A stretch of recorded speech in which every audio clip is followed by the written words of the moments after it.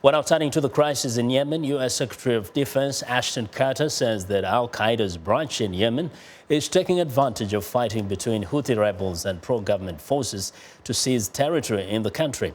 The nation has struggled for stability since its former leader was pushed from office in 2012.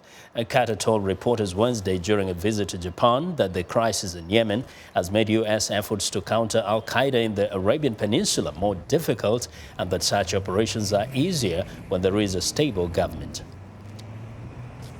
The terrorism threat to the West, including the United States from AQAP, is a long-standing and serious one. That one we will keep combating. We obviously will change the way we do that in accordance with the circumstances there. Obviously, we hope that order is restored to Yemen, not only for that reason, but because there's a lot of suffering going on in Yemen as these fluid battles and these different groups go back and forth. Well, Carter also says the U.S. is providing Saudi Arabia with intelligence, surveillance, and reconnaissance information to help the coalition forces battling the Houthis. Now, the World Health Organization says that more than 540 people have been killed and 1,700 wounded in the fighting in Yemen over the past 3 weeks. Well, for more perspective on the situation in Yemen, we're joined by Nabeel Khoury, a non-resident senior fellow at the Atlantic Council's Rafik Hariri Center for the Middle East. He joins us live via Skype from Northwestern University in Boston. Mr. Khoury, first, what is your assessment of what is happening right now in Yemen? Well, there's a lot of chaos, mayhem. There's a lot of damage occurring to the infrastructure all over Yemen, and civilians are threatened and civilian casualties are rising. Now, what people wonder is, how did the situation get where it is today? I mean, virtually the Houthis have taken over the whole country, but they're being pounded hard by the Saudis. How did it get here? Well, the Houthis have had a rebellion going against the government of Sana'a in the capital since 2004. Originally, their aims were limited to regional rights. They were concerned with local issues. These things could have been taken care of diplomatically, but instead a war went on from 2004 to 2010. And in 2009, the Saudis intervened to help the central government against the Houthis. After 2011, with the collapse of the government of Saleh, the previous president, there was a bit of a vacuum, a bit of lack of central authority, which the Houthis, feeling strengthened, took advantage of and marched on the capital.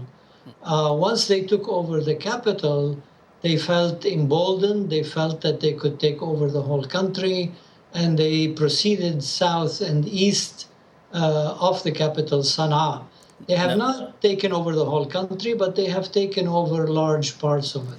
Now, at the moment as we speak, the Yemenis have sent their military closer there, at least the Navy. We know that the U.S. is sending help to Saudi Arabia in order to help fight the Houthi rebels. Who is fighting who, and what do you see as the end to this game? Well, there have been many divisions and alliances and realliances. But essentially, the Houthis, supported by the half of the military, which works with former President Saleh, these two forces together are fighting tribal forces against them in the east of Yemen. They're fighting popular militias in the south, specifically in Aden. And they are fighting this new coalition, but really the new coalition led by Saudi Arabia is not on the ground. They are pounding them from the air. The Houthis do not have any air resources to fight that war. So it's a rather complicated picture right now. Strategically, the airstrikes by Saudi Arabia and its allies are not making a big difference. In order to defeat the Houthis, you have to be on the ground. And on the ground, it's much more difficult because the Houthis know their territory well and they are good fighters on the ground. Ultimately, what is needed here is a diplomatic solution, not a military one. Yes. Yes. Well, thank you very much. We'll definitely continue with this conversation. Mr. Khoury, thank you for joining us today and offering your insights. Well, Nabeel Khoury is a non-resident senior fellow for at the Atlantic Council, the Rafiki Hariri Center for the Middle East.